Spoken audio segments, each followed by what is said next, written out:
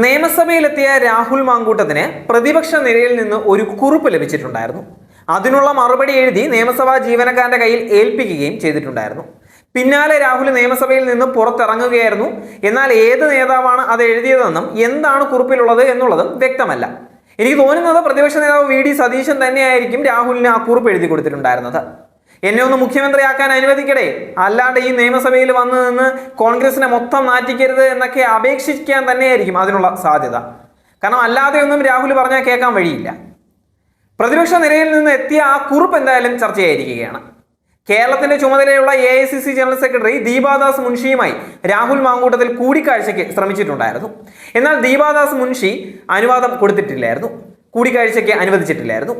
രാഹുൽ മാങ്കൂട്ടത്തിൽ നിയമസഭയിൽ എത്തിയത് അടക്കമുള്ള കാര്യങ്ങൾ കോൺഗ്രസ് രാഷ്ട്രീയകാര്യ സമിതി യോഗത്തിൽ ചർച്ചയാകുമെന്ന് പ്രവർത്തക സമിതി അംഗം കൊടിക്കുന്നിൽ സുരേഷും വ്യക്തമാക്കിയിരിക്കുകയാണ്. യോഗത്തിൽ ഷാഫി പറമ്പിൽ MP പങ്കെടുക്കില്ല എന്നുള്ളത് തന്നെയാണ് വിവരം. പ്രതിപക്ഷ നേതാവ് വി ഡി സതീശന്റെ ശക്തമായ എതിർപ്പ് തള്ളിയിട്ടാണ് രാഹുൽ മാങ്കൂട്ടത്തിൽ നിയമസഭയിലേക്ക് വന്നത് തന്നെ. മുൻ മുഖ്യമന്ത്രി VS അച്യുതാനന്ദനെ മുഖ്യമന്ത്രി പിണറായി വിജയൻ അനുസ്മരിക്കുന്ന സമയത്താണ് രാഹുൽ മാങ്കൂട്ടത്തിൽ നിയമസഭയിലേക്ക് വരുന്നത്. രാഹുൽ എത്തിയപ്പോൾ ആരും തന്നെ പ്രതികരിച്ചില്ല. പ്രതിപക്ഷ നിരയിലെ അവസാന സീറ്റിലാണ് രാഹുൽ നിയമസഭയിൽ ഇരുന്നത്. ലൈംഗിക ആരോപണം സംബന്ധിച്ച ചോദ്യങ്ങളിൽ നിന്ന് ഒഴിഞ്ഞു മാറുകയായിരുന്നു രാഹുൽ മാങ്കൂട്ടത്തിൽ. തിങ്കളാഴ്ച ആരംഭിച്ച നിയമസഭാ സമ്മേളനത്തിൽ പങ്കെടുത്ത് മടങ്ങുമ്പോഴായിരുന്നു രാഹുൽ മാധ്യമങ്ങളെ കണ്ടിട്ടുണ്ടായിരുന്നത്. എന്നാൽ മാധ്യമങ്ങൾ ഉന്നയിച്ച ചോദ്യങ്ങൾക്കെല്ലാം കൃത്രിമ പ്രതിരോധം തീർക്കുകയായിരുന്നു രാഹുൽ മാങ്കൂട്ടം. പാർട്ടിയെ ധിക്കരിച്ച് രാഹുൽ നിയമസഭയിലേക്ക് എന്നുള്ളതാണ് ഇന്ന് മാധ്യമങ്ങൾ വാർത്ത നൽകിയത് എന്നും, എന്നാൽ പാർട്ടിയെ ധിക്കരിച്ചിട്ടില്ല എന്നും രാഹുൽ പറയുകയാണ്. സസ്പെൻഷനിലുള്ള പ്രവർത്തകൻ എങ്ങനെ പെരുമാറണം എന്നുള്ള ബോധ്യം എനിക്കുണ്ട്, ഞാൻ മൗനത്തിലാണ് എന്നുള്ള വാർത്ത നൽകി. എന്നാൽ ആരോപണം വന്നതിന്റെ തൊട്ടടുത്ത ദിവസം തന്നെ ഞാൻ വിശദമായി മാധ്യമങ്ങളെ കണ്ടതാണ് എന്നൊക്കെയുള്ള വെറും വാദങ്ങളാണ് രാഹുൽ ഇന്ന് പറഞ്ഞിട്ടുണ്ടായിരുന്നത്.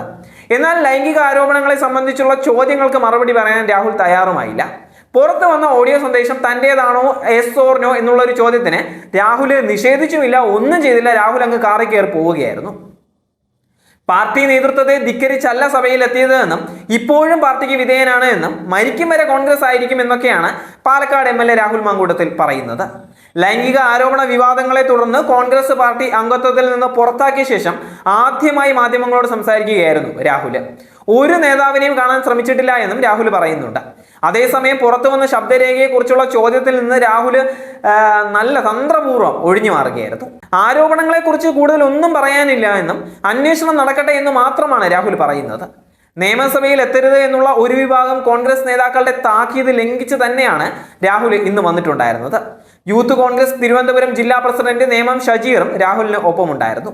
നിയമസഭയിലേക്ക് പോകുമെന്ന് ചില കോൺഗ്രസ് നേതാക്കളെ രാഹുൽ നേരത്തെ തന്നെ അറിയിച്ചിട്ടുണ്ടായിരുന്നു.